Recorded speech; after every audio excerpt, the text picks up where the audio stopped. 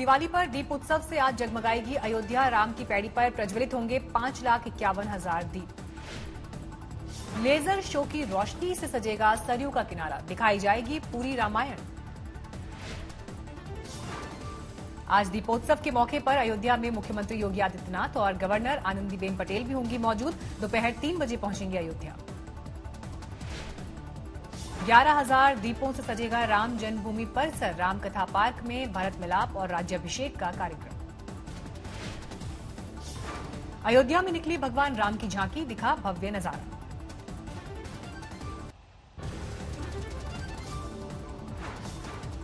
साकेत विश्वविद्यालय परिसर से रवाना हुई झांकी, गाजे बाजे के साथ निकले भक्त। 11 रथों पर निकाली गई भगवान राम की झांकी। अयोध्या में बधाई की बजी शहनाई।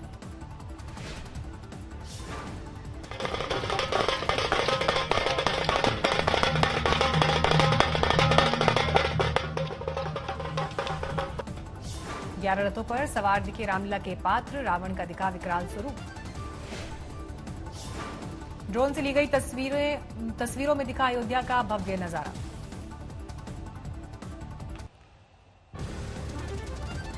पश्चिम बंगाल में चुनाव से पहले प्रदेश बीजेपी अध्यक्ष पर हुए हमले पर गरमाई सियासत। कल अलीपुर द्वार में दिलीप घोष के काफिले पर हुआ था हमला। उपद्रवियों ने दिलीप घोष की कार का शीशा तोड़ा, काले झंडे दिखाकर किया विरोध। हमले पर बोले दिलीप घोष 2021 में जनता देगी मुंह तोड़ जवाब। हमले पर बंगाल बीजेपी आग बबूला। कोलकाता समेत कई शहरों में पार्टी कार्यकर्ताओं का विरोध प्रदर्शन। बांकुरा में बीजेपी युवा मोर्चा ने नेट 60 किया जाम। दिलीप घोष पर हमले के बाद बंगाल के राज्यपाल जगदीप धनखड़ ने कानून व्यवस्था पर जताई चिंता, नहीं बने रहेंगे मूक दर्शक। टीएमसी का आरोप, कहा दिलीप घोष की जुबान बेलगाम, विरोध में हुआ हमला। हल्दिया में विवादित बयान के बाद दिलीप घोष पर हुआ हमला। टीएमसी कार्यकर्ताओं को दी थी हाथ पैर तोड़ने की चेतावनी। पूर्वी मिदनापुर में सियासी हिंसा की ताजा वारदात, एक बीजेपी कार्यकर्ता की हत्या, टीएमसी समर्थकों पर हत्या का आरोप। पूर्वी मिदनापुर में टीएमसी कार्यकर्ताओं की बैठक में आपस में सिर फुटौल, कई गाड़ियां फूंकी गई, जमकर उत्पात।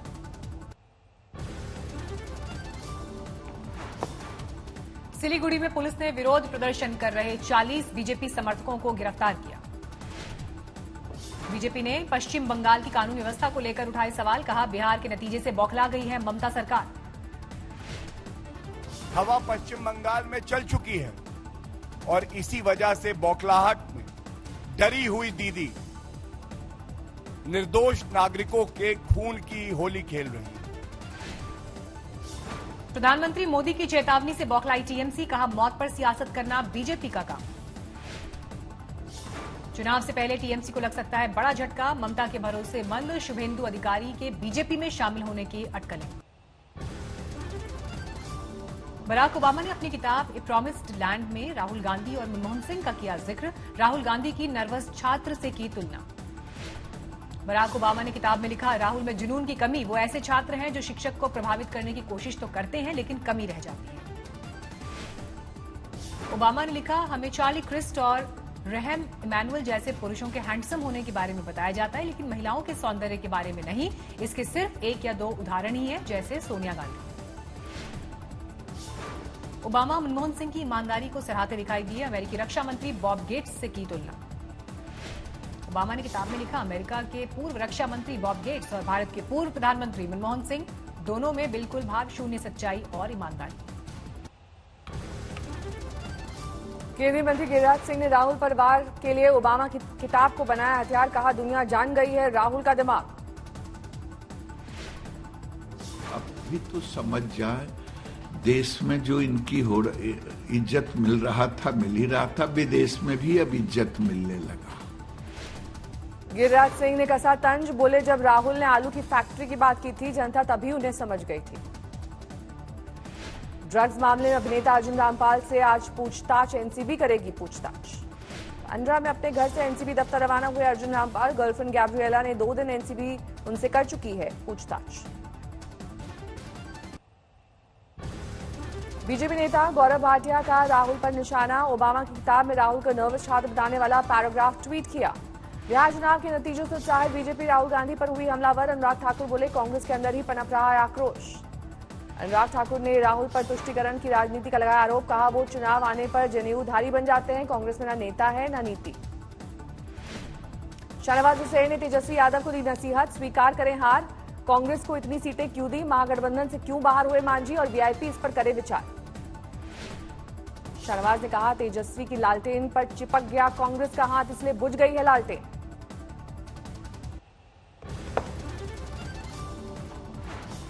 बिहार में सरकार गठन पर एनडीए की आज अहम बैठक, नीतीश कुमार के नाम पर लग सकती है मोहर।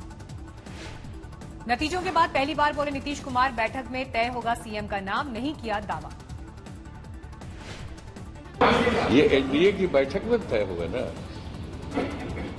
ये तो एनडीए की बैठक होगी, उसमें ना निर्णय होगा कि एनडीए का कौन नेता होगा। नीतीश ने चिराग पर साधा निशाना, कहा एलजेपी ने काटे जेडीयू के वोट, चुनाव में नुकसान का कर रहे हैं आकलन। जीत कर आए नए विधायकों से मिले नीतीश कुमार, आगे की रणनीति पर की चर्चा। जेडीयू विधायकों से बैठक के बाद नीतीश की बीजेपी नेताओं के साथ मीटिंग, सरकार के गठन पर चर्चा। विधायक दल का नेता चुने जाने के बाद तेजस्वी ने चुनाव नतीजों में धांधली का लगाया आरोप, कहा जनादेश गठबंधन के साथ। चुनावी नतीजे, जनता का फैसला महागठबंधन के पक्ष में है, चुनाव आयोग का नतीजा एनडीए के पक्ष में। चुनावी नतीजे को लेकर तारिक अनवर ने अपनी ही पार्टी को घेरा, बोले कांग्रेस के खराब प्रदर्शन से नहीं बनी गठबंधन सरकार। मांझी की पार्टी ने एनडीए में जताया पक्का भरोसा, बोले मांझी आखिरी दम तक जारी रहेगा समर्थन।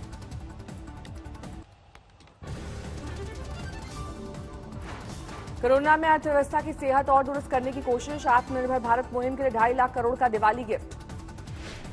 लॉकडाउन के बाद तेजी से पटरी पर लौट रही अर्थव्यवस्था, वित्त मंत्री ने प्रेस कॉन्फ्रेंस में बताया। राष्ट्रहित से ऊपर विचारधारा ठीक नहीं, जेएनयू में विवेकानंद की मूर्ति के अनावरण के मौके पर बोले प्रधानमंत्री कि हमारा देश का युवा कभी भी किसी भी स्टेटस को ऐसे ही एक्सेप्ट न करें। म्यांमार में चुनाव जीतने पर पीएम मोदी ने दी आंग सान सू की को बधाई, कहा आपसी रिश्तों को और मजबूत करने की उम्मीद। गुजरात के कच्छ में पहुंचे गृह मंत्री अमित शाह, सरहदी इलाकों में सरपंच को किया संबोधित। अमित शाह ने विकास उत्सव 2020 का किया शुभारंभ, इस मौके पर सीएम विजय रूपाणी मौजूद।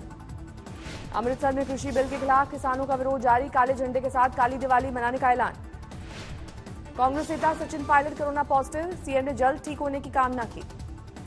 सचिन पायलट के कोरोना संक्रमित होने पर सिंधिया का ट्वीट, कहा जल्द स्वस्थ होने की ईश्वर से प्रार्थना करता।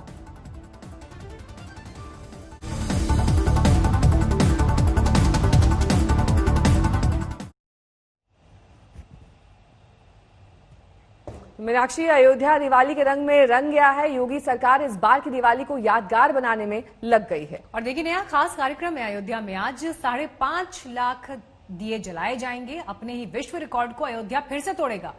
अद्भुत सरयू आरती का आयोजन होगा। इस भव्य दीपोत्सव की तैयारी में अयोध्या नगरी एकदम दुल्हन की तरह सजकर तैयार हो गई है। भगवान राम की झांकियां निकाली जा रही हैं। ये दीपावली खास है क्योंकि अयोध्या में भगवान राम के भव्य मंदिर की आधारशिला रखी जा चुकी है। राम मंदिर को लेकर भक्तों में जबरदस्त उत्साह है। कुमार अभिषेक हमारे संवाददाता इस वक्त अयोध्या से हमारे साथ जुड़ गए हैं। कुमार, शाम की तो जबरदस्त तैयारियां कर ली गई हैं, लेकिन कोरोना के चलते किस तरीके के प्रतिबंध लगाए गए हैं और साथ ही किस तरह का वहां पर प्रोटोकॉल है इस वक्त? नेहा, पहले मैं आपको झांकी दिखाता हूं क्योंकि ये वो झांकियां हैं जो निकल करके अब अयोध्या शहर की तरफ बढ़ रही हैं। और आप देखिए रंगारंग इस वक्त अयोध्या दिखाई दे रही है, कलरफुल अयोध्या है। और ये पूरी की पूरी एक झांकी है जो इस वक्त आपको अयोध्या शहर के मुख्य सड़क पर दिखाई दे रही है। राम लक्ष्मण सीता, इसके साथ साथ आप देखिए पूरी पीछे झांकी की एक श्रृंखला दिखाई देती है। और ये सारे लोग इस समय राम की पैड़ी की तरफ बढ़ते हुए दिखाई दे रहे हैं। हम आपको अलग अलग नृत्य, अलग अलग दृश्य दिखा रहे हैं। कहीं कोई नृत्य चल रहा है, लोक संगीत चल रहा है, कहीं दूसरे प्रदेशों के अलग डांस और नृत्य दिखाई दे रहे हैं। तो हम आपको दिखा रहे हैं कि किस तरीके से इस समय अयोध्या में एक अलग किस्म का माहौल है। हर साल दीपोत्सव में ये दिखाई देता है और हम आपको दिखाते हैं।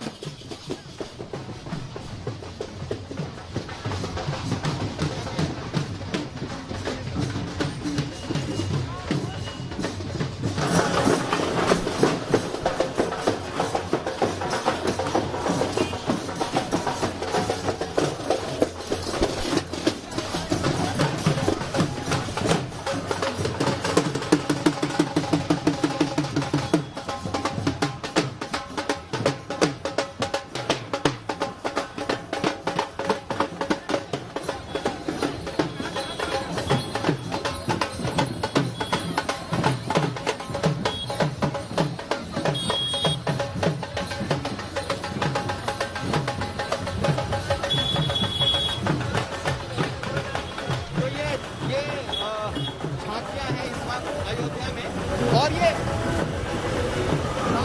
की तरफ बढ़ रही हैं, जहां शाम होते होते मुख्यमंत्री और तमाम लोग होंगे। हम आपको आगे भी दिखा रहे हैं किस तरह का रंग इस वक्त अयोध्या में दिख रहा है।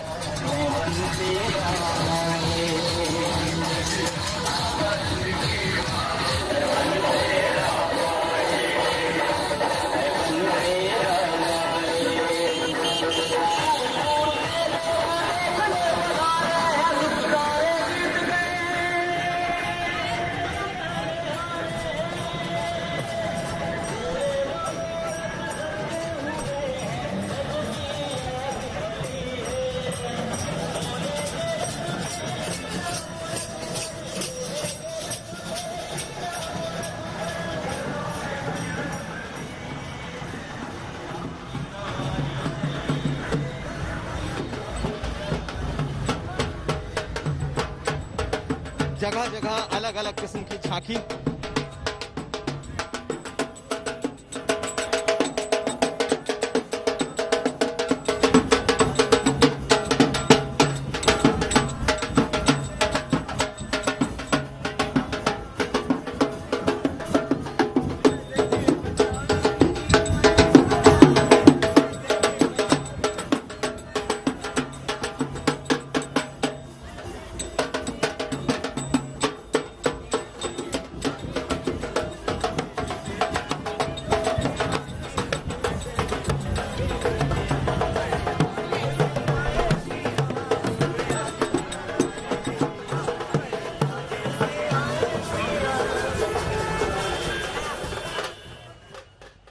कोरोना और लॉकडाउन ने अर्थव्यवस्था का बुरा हाल कर दिया है। ऐसे में व्यापार जगत को दिवाली के त्योहार से काफी उम्मीदें हैं। मुंबई के बाजारों में धनतेरस के मौके पर अरसे से गायब हुई रौनक दिखाई दी।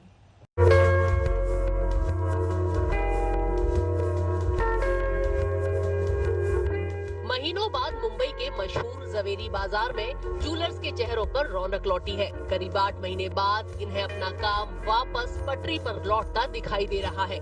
भला हो दिवाली के त्योहार का।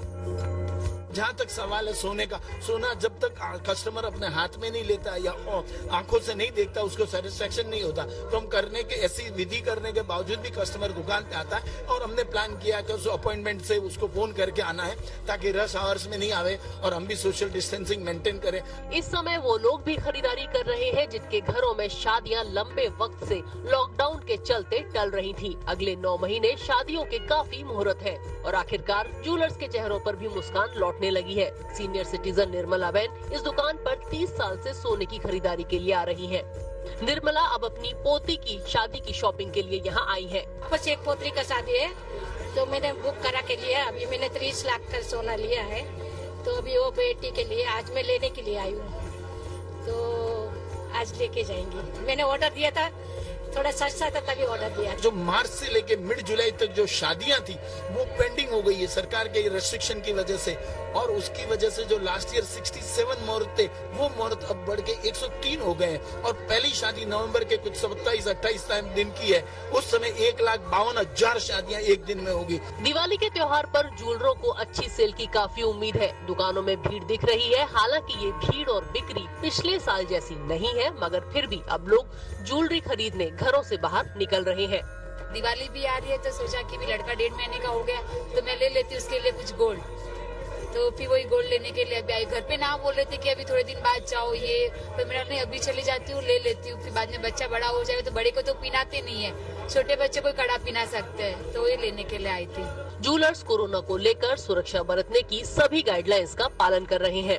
त्योहार अब पास में ही है, ऐसे में कस्टमर्स का ज्वेलरी शॉप्स में आना तो दिख रहा है और इसके साथ ही साथ ज्वेलर्स भी उम्मीद लगाए बैठे हैं कि उनका बिजनेस अब निकल पड़ेगा। उम्मीद इस बात से भी है कि नवंबर माह से लेकर अगले साल जुलाई तक शादी के काफी मुहूर्त हैं और इसको देखते हुए ज्वेलर्स को यह लगता है कि शायद जो पूरे साल में रोक लगी थी, इसके बाद यानी फेस्टिव सीजन से उनका धंधा भी आगे निकल पड़ेगा। कैमरा पर्सन महेश मोरे के साथ पंकज उपाध्याय, मुंबई, आज तक। दिवाली का त्योहार करीब है। दिल्ली में कोरोना के मामले खतरनाक स्तर पर पहुंच चुके हैं। राजधानी में पहली बार एक दिन में 100 से ज्यादा लोगों की कोरोना की वजह से मौत हो गई।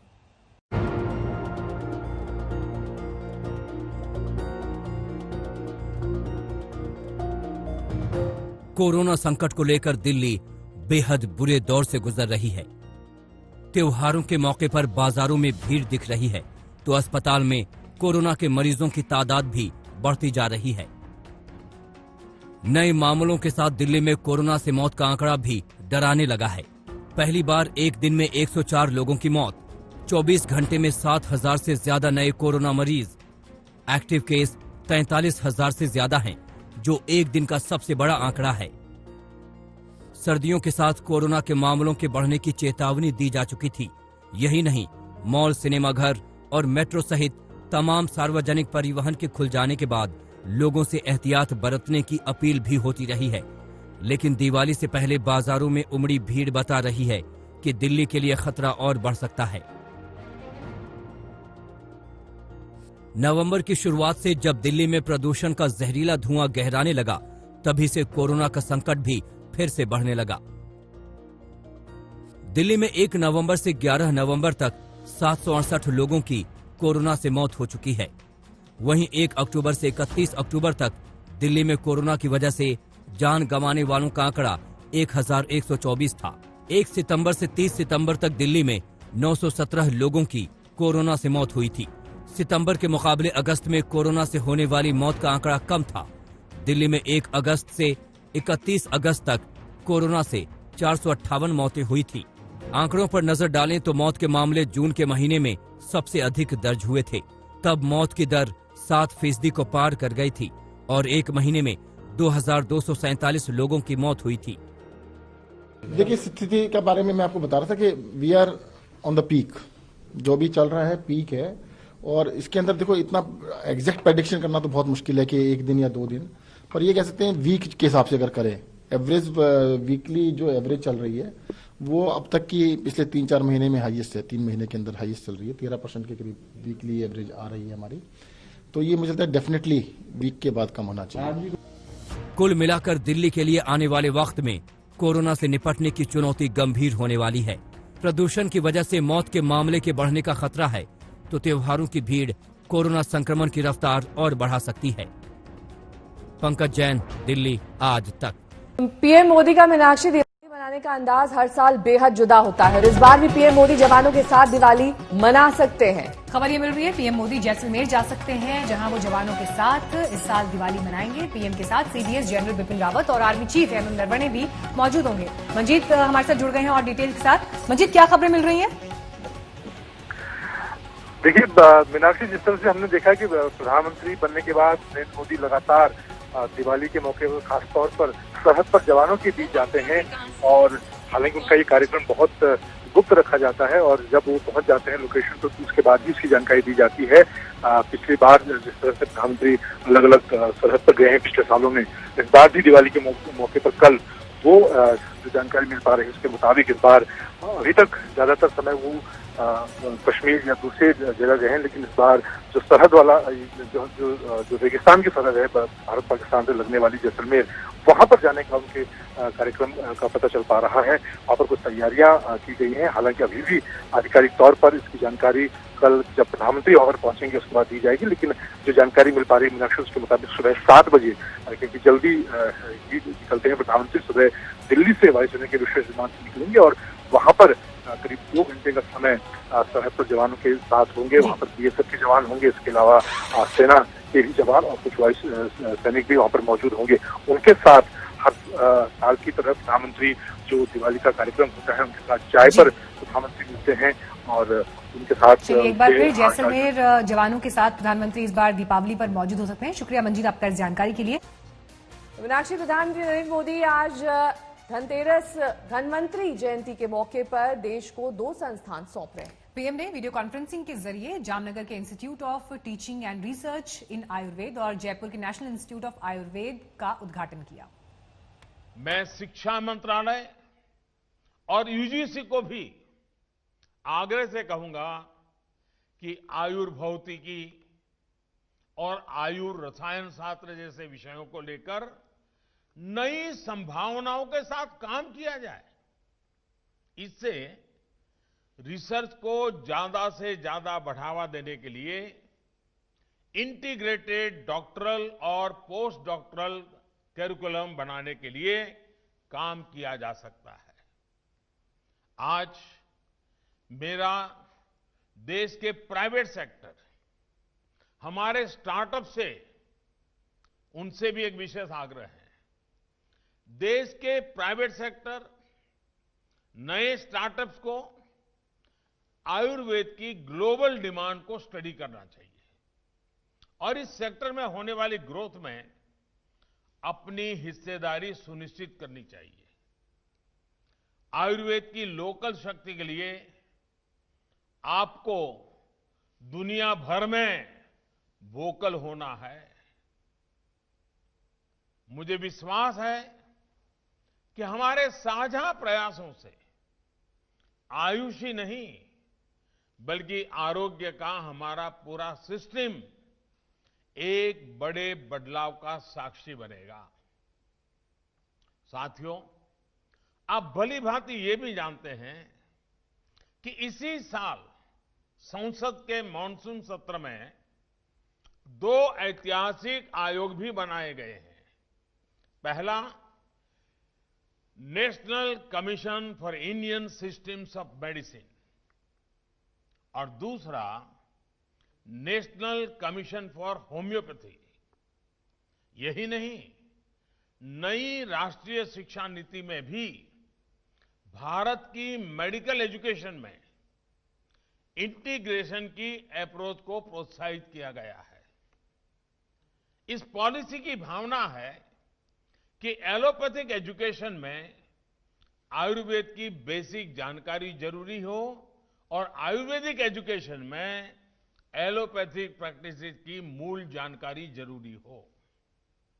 ये कदम आयुष और भारतीय पारंपरिक चिकित्सा पद्धति से जुड़ी शिक्षा और रिसर्च को और मजबूत बनाएंगे। साथियों, 21वीं सदी का भारत अब टुकड़ों में नहीं, होलिस्टिक तरीके से सोचता है। हेल्थ से जुड़ी चुनौतियों को भी अब होलिस्टिक अप्रोच के साथ उसी तरीके से ही सुलझाया जा रहा है। आज देश में सस्ते और प्रभावी इलाज के साथ साथ प्रिवेंटिव हेल्थ केयर पर वेलनेस ज्यादा फोकस किया जा रहा है। आचार्य चरक ने भी कहा है, स्वस्थस्य स्वास्थ्य रक्षणम आतुरस्य विकार प्रशमन च, यानी स्वस्थ व्यक्ति के स्वास्थ्य की रक्षा करना और रोगी को रोग मुक्त करना, ये आयुर्वेद के उद्देश्य हैं। स्वस्थ व्यक्ति स्वस्थ ही रहे, इसी सोच के साथ ऐसे हर कदम उठाए जा रहे हैं जिससे बीमार करने वाली स्थितियां दूर हो। एक तरफ साफ सफाई, स्वच्छता, शौचालय, साफ पानी, धुआं मुक्त रसोई, पोषण, इन सभी पर ध्यान दिया जा रहा है, तो वहीं 1.5 लाख हेल्थ और वेलनेस सेंटर्स हिंदुस्तान के कोने कोने में तैयार किए जा रहे हैं। इनमें विशेष तौर पर 12,500 से ज्यादा आयुष वेलनेस सेंटर्स पूरी तरह आयुर्वेद को समर्पित हैं, आयुर्वेद से जुड़े बन रहे हैं। साथियों, वेलनेस का ये भारतीय दर्शन आज पूरी दुनिया को आकर्षित कर रहा है। कोरोना के इस मुश्किल समय ने फिर दिखाया है कि हेल्थ एंड वेलनेस से जुड़ी भारत की ये पारंपरिक विद्या कितनी कारगर है।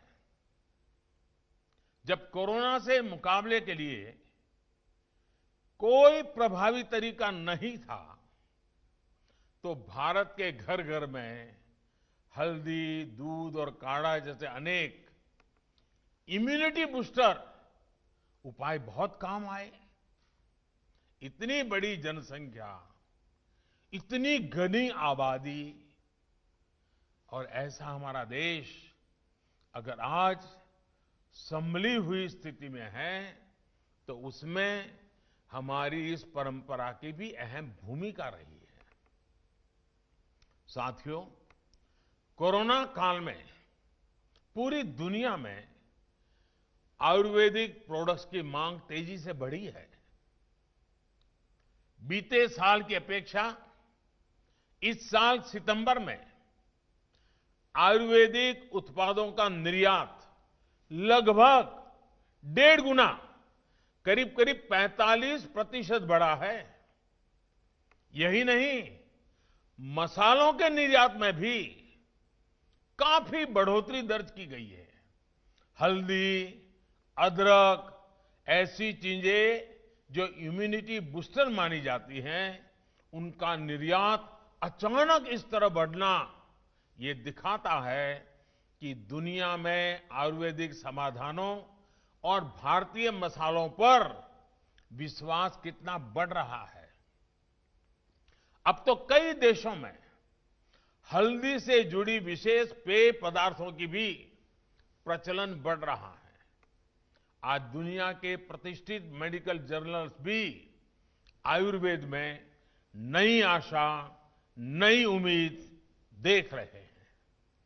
साथियों, कोरोना के इस काल में हमारा फोकस सिर्फ आयुर्वेद के उपयोग तक ही सीमित नहीं रहा, बल्कि इस मुश्किल घड़ी का इस्तेमाल आयुष से जुड़ी रिसर्च को देश और दुनिया में आगे बढ़ाने के लिए किया जा रहा है। आज एक तरफ भारत जहां वैक्सीन की टेस्टिंग कर रहा है, वहीं दूसरी तरफ कोविड से लड़ने के लिए आयुर्वेदिक रिसर्च पर भी इंटरनेशनल कोलैबोरेशन को तेजी से बढ़ा रहा है। अभी हमारे साथी श्रीपाद जी ने बताया कि इस समय 100 से ज्यादा स्थानों पर रिसर्च चल रही है। यहां दिल्ली में ही अखिल भारतीय आयुर्वेद संस्थान ने, जैसा अभी आपको विस्तार से बताया गया, दिल्ली पुलिस के 80,000 जवानों पर इम्यूनिटी से जुड़े रिसर्च की है। ये दुनिया की सबसे बड़ी ग्रुप स्टडी हो सकती है। इसके भी उत्साहजनक परिणाम देखने को मिले हैं।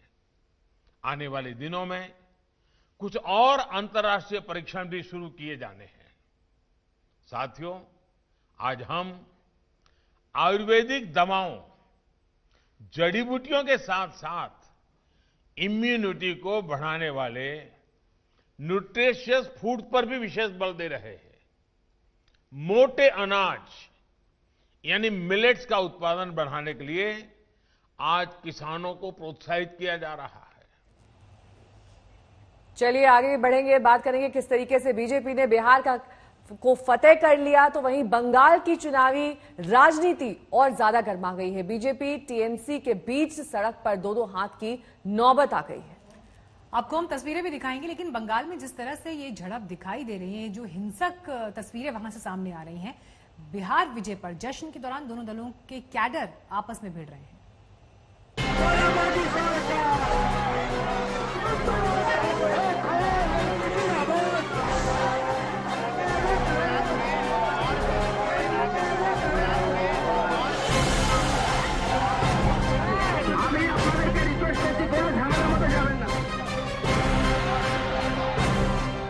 बिहार में मिली, मगर जंग का आगाज बंगाल में होगी।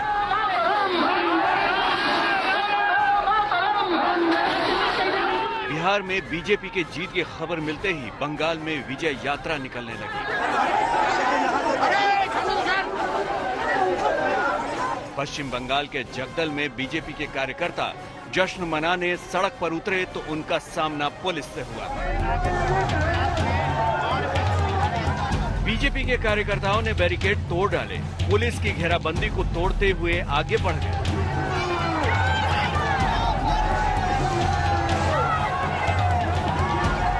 विजय जुलूस में शामिल कार्यकर्ताओं ने पुलिस कर्मियों की आंखों में गुलाल झोंके। गनीमत रही कि पुलिस की तरफ से एक्शन नहीं हुआ।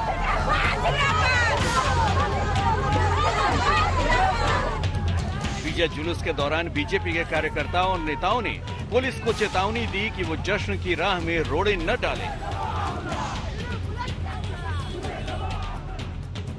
दरअसल बिहार के नतीजे सामने आते ही बंगाल की सियासत अचानक से गर्मा गई। टीएमसी और बीजेपी की पुरानी अदावत फिर से हिंसक होने लगी है। अलीपुरद्वार में बीजेपी के प्रदेश अध्यक्ष दिलीप घोष के काफिले पर हमला हुआ तो वर्धमान में बीजेपी की युवा ब्रिगेड सड़क पर उतर आई। बीजेपी के विरोध के जवाब में टीएमसी के कार्यकर्ता भी सामने आ गए और सड़क पर संघर्ष शुरू हो गया। जगह जगह हिंसा का ये दौर सबूत है कि चुनाव की दहलीज पर खड़े बंगाल में आने वाले दिन कितने तनाव भरे रहने वाले हैं। बीजेपी और टीएमसी दोनों पूरी ताकत से आमने सामने खड़ी हो गई हैं।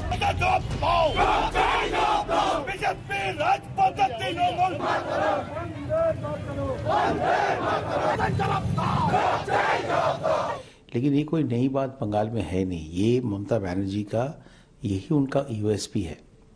आप देखिए कौन से ऐसे नेता है, भले नेता है, मंत्री है, कौन है जिनके ऊपर अटैक, फिजिकल अटैक नहीं हुआ हो। जिस तरीके से उन्होंने पुलिस और प्रशासन की राजनीतिकरण की है उसी का नतीजा है। और ये सब ममता दीदी का एक वही डराने का खेल है। पश्चिम बंगाल में तृणमूल कांग्रेस शासन में है। तृणमूल कांग्रेस राजनीतिक हिंसा में विश्वास नहीं रखते हैं, ना हम राजनीतिक हिंसा करते हैं। बंगाल की राजनीति हिंसक घटनाओं की गवाह रही है, लेकिन बिहार के नतीजे और चुनाव के करीब आते ही हिंसक घटनाओं की रफ्तार तेज होने लगी है। कोलकाता से इंद्रजीत कुंडू के साथ आज तक ब्यूरो। दरअसल ममता के मंत्री ही उनके लिए परेशानी खड़ी कर रहे हैं। दिलीप घोष के हाथ पैर तोड़ देने के बयान पर टीएमसी के नेता उबल रहे हैं। देखिए नए पुराने बयान जिससे बंगाल में सियासी शोर है। এখন আমরা খুন খারাপিতাকে পার করে দিয়েছি, কিন্তু ওখানে একটা বম বন্দুকের আওয়াজ নেই, লাঠি চলে নেই, ইট চলে নেই। এই হচ্ছে বিজেপির রাজত্ব। জঙ্গল রাজ থেকে আজকে গণতন্ত্রের রাজত্ব এনেছি আমরা। পশ্চিমবাংলায় আমরা গণতন্ত্রের রাজত্ব প্রতিষ্ঠা করতে যাইছি, তাই লড়াই করছি।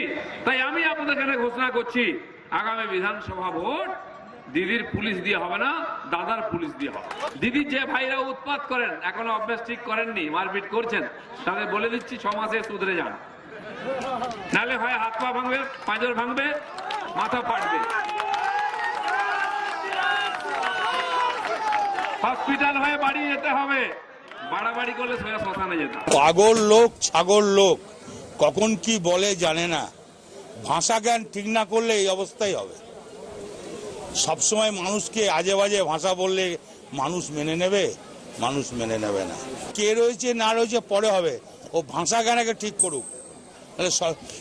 মানুষেও যেমন গাড়ি ভাঙচুর করছে, দুদিন পর ছাগলে করবে, কুকুরে করবে, বিড়ালে করবে, সবাই করবে। बिहार में बीजेपी की जीत बहुत बड़ी है। गठबंधन में वो बड़े भाई की भूमिका में आ गई है। अगर बीजेपी ऐसा प्रदर्शन ना करती तो नीतीश कुमार सत्ता से आउट हो जाते। बिहार की जीत से ही बीजेपी नहीं रुकेगी, उसे ममता बनर्जी से बंगाल जीतना है। इसका संदेश बिहार की जीत के साथ ही दे दिया गया।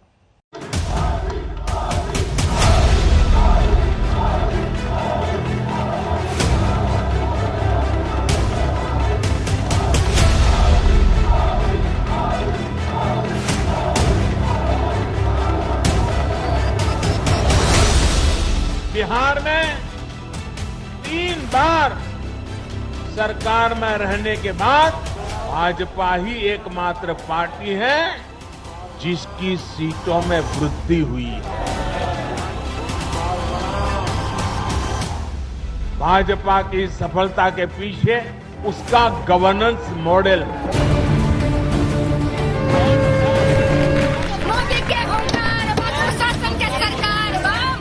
बीजेपी ने बिहार में हारी हुई बाजी पलट दी। नीतीश कुमार के 15 साल की सत्ता बचा ली। बिहार की जीत बीजेपी की बहुत बड़ी जीत है, क्योंकि आगे बंगाल में दीदी की बड़ी चुनौती है। बीजेपी ने बिहार का स्पीड ब्रेकर पार कर लिया है। जीत के बाद बीजेपी को सीधे बंगाल दिख रहा है। जो लोग लोकतांत्रिक तरीके से हमारा मुकाबला नहीं कर पा रहे हैं, देश के कुछ हिस्सों में उनको लगता है कि भारतीय जनता पार्टी के कार्यकर्ताओं को मौत के घाट उतार करके वे अपने मंसूबे पूरे कर लेंगे। मैं उन सब से आग्रहपूर्वक समझाने का प्रयास भी करता हूं। मुझे चेतावनी देने की जरूरत नहीं है, क्योंकि वो काम जनता जनार्दन करेगी। चुनाव आते हैं, जाते हैं, जय पराजय होता रहता है। कभी ये बैठेगा, कभी वो बैठेगा, लेकिन ये मौत का खेल लोकतंत्र में कभी नहीं चल सकता। बंगाल की राजनीतिक हिंसा पर पीएम ने चेतावनी दे दी। इस राजनीतिक हिंसा के गंभीर आरोप टीएमसी पर लगते हैं। इसी हिंसा में बीजेपी के कई कार्यकर्ताओं की जान जा चुकी है। इसीलिए ये राजनीतिक हिंसा बंगाल में बीजेपी का बड़ा मुद्दा है। आज ही बंगाल बीजेपी अध्यक्ष दिलीप घोष के काफिले पर हमला हुआ, लेकिन ममता बनर्जी और टीएमसी के सामने अब और आक्रामक होगी बीजेपी। बिहार की जीत ने बंगाल के लिए बीजेपी को 2 गुना जोश भर दिया है। आक्रामक बीजेपी से लड़ना दीदी के लिए आसान नहीं है। मेरे ऊपर हमला कोई नई बात नहीं है, 50 बार हो चुका है और जितना हमला हुआ उतना बीजेपी बढ़ा। आज हमारे कार्यकर्ताओं के अंदर जो जोश है, हिम्मत है, तो हमला झेल के हम आगे बढ़े हैं। 18 एमपी जिताए हैं। हमने स्लोगन दिया था 19 में हाफ और 21 में साफ। लोगों ने हाफ किया है और 21 में साफ करना है टीएमसी को। और जितना वो घबरा रहे हैं, डर रहे हैं, हार रहे हैं, पीछे हट रहे हैं, पब्लिक से दूर जा रहे हैं, उतना बौखला आकर के हमारे ऊपर हिंसक आक्रमण कर रहे हैं। ये दर्शाता है कि बिहार के परिणाम की गूंज ममता बनर्जी जी के बौखलाहट का कारण बन रही है, कि ममता बनर्जी बहुत सहमी हुई हैं। जो सत्ता से उनका प्यार है, वो कहीं ना कहीं डरी हुई है कि सत्ता ना चली जाए।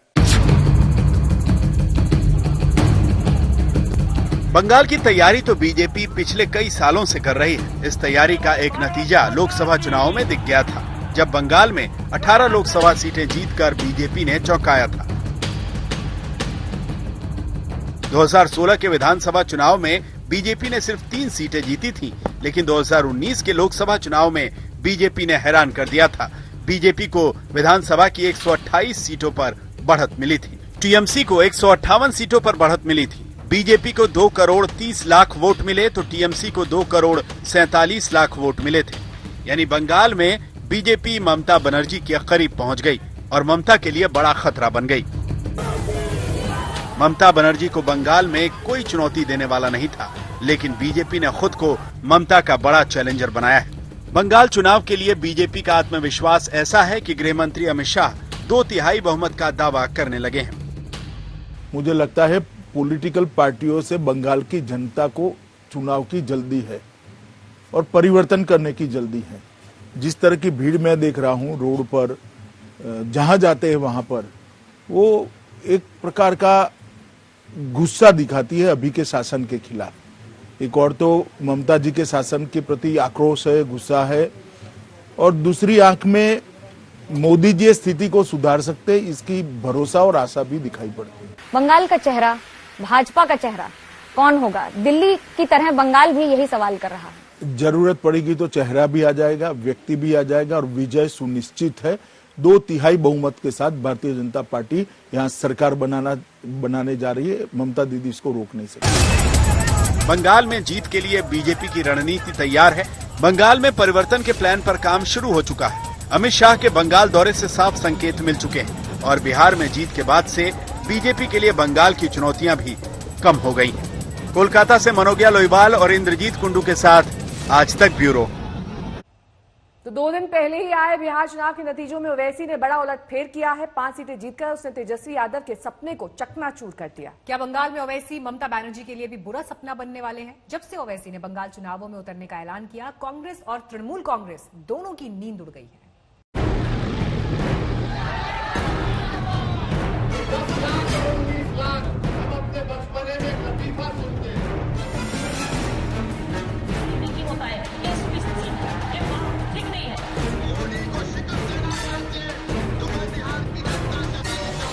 मैं बंगाल का इलेक्शन लड़ूंगा, क्या करेंगे आप? असदुद्दीन ओवैसी के इस बयान से बीजेपी जहां खुश होगी, वहीं ममता बनर्जी की चिंता बढ़ गई होगी। दरअसल बिहार में ओवैसी की पार्टी ने सीमांचल की 5 सीटें जीतकर महागठबंधन का खेल बिगाड़ दिया। इनमें से 3 सीटें कांग्रेस आरजेडी के पास थी। उसी तरह अगले साल पश्चिम बंगाल विधानसभा के चुनावों में वो ममता बनर्जी का खेल खराब कर सकते हैं। बिहार में हार के बाद कांग्रेस ने ओवैसी पर बीजेपी की बी टीम होने का आरोप लगाया था, लेकिन आज तक से बातचीत में ओवैसी ने कहा कि इससे उन्हें कोई फर्क नहीं पड़ता। मैं बंगाल का इलेक्शन लड़ूंगा, क्या करेंगे आप? मैं लड़ूंगा, यूपी का भी लड़ूंगा 2022 में, हर जगह लड़ूंगा मैं। जीत हार तो जनता तय करेगी, मेरे मुकद्दर में तो होगा। मगर ये जो इनका अहंकार है ना कि आप क्यों लड़ते हैं, हमको नुकसान होता है। बंगाल में असदुद्दीन ओवैसी की पार्टी लगातार उन इलाकों में पहुंच रही है जहां मुस्लिम वोटरों की तादाद ज्यादा है। बंगाल में मुस्लिम वोटर टीएमसी और कांग्रेस का माना जाता है। ऐसे में अगर बंगाल में ओवैसी की एंट्री होती है तो उनका वोट बढ़ सकता है और इस वजह से ही टीएमसी की चिंता बढ़ गई है। उसने ओवैसी को वोट कटुआ बता दिया है। असदुद्दीन ओवैसी का ऐसे तो अच्छा आदमी है, अच्छा पार्लियामेंटेरियन है, हमारे साथ बहुत दिन लोकसभा में है, लेकिन उसका नाम ही है वोट कटुआ। वो अमित शाह का राइट हैंड है और अमित शाह का ओर से वो वोट काटते हैं। बंगाल में मुस्लिम वोटरों की संख्या करीब 27% है, जो हार और जीत का अंतर तय करता है। कुल आंकड़े की बात करें तो करीब 16 जिले ऐसे हैं जहां 10% से अधिक मुस्लिम रहते हैं। इनमें भी 12 जिलों में तो संख्या 20% के पार पहुंच गई है। अगर सीटों का हिसाब लगाएं तो कुल 294 विधानसभा सीटों में से 90 पर मुस्लिम मतदाता ही जीत और हार का अंतर तय करते हैं। ऐसे में ओवैसी की एंट्री से कांग्रेस की चिंता भी बढ़ गई है। कांग्रेस नेता अधीर रंजन चौधरी का कहना है कि ओवैसी ने बिहार के मुसलमानों के साथ धोखा किया। ओवैसी की वजह से ही बिहार में बीजेपी सत्ता में आई। बिहार निर्वाचने यदि मीम चुप करे थाकतो ताहले आज बीजेपी पार्टी बिहारे क्षमताय आसतो ना। बिहारे यदि बीजेपी पार्टी क्षमताय ना आसतो ताहले धर्मनिरपेक्ष शक्तिर आरो सुविधा हतो, आरो शक्ति बाड़तो।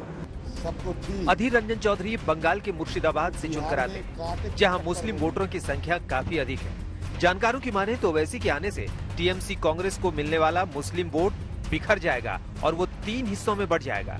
अगर वाकई ऐसा हुआ और असदुद्दीन ओवैसी बंगाल में भी मुस्लिम वोट बैंक में सेंध लगाने में सफल हुए तो सीधा फायदा भारतीय जनता पार्टी को ही होगा। इस आशंका से ही टीएमसी और कांग्रेस ने ओवैसी को बीजेपी का दाहिना हाथ और वोट कटवा कहना शुरू कर दिया है। इंद्रजीत कुंडू, कोलकाता, आज तक। 1 और 11 में अभी के लिए बस इतना ही। देश दुनिया की तमाम खबरों के लिए आप देखते रहिए आज तक।